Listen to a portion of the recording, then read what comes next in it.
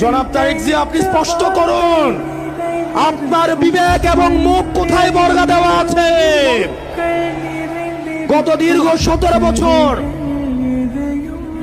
BNP জামাতের অসংখ্য নেতা কর্মী গুম হয়েছে, খুন হয়েছে এই রাষ্ট্র ব্যবস্থা সংস্কারের জন্য।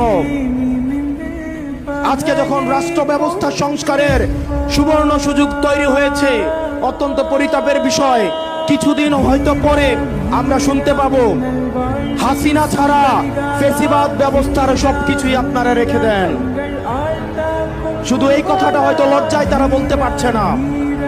হাসিনা ব্যবস্থার বিচার ব্যবস্থা ভালো, হাসিনার পুলিশ ভালো, হাসিনার প্রশাসন ভালো, কেবলমাত্র হাসিনাই ভালো না।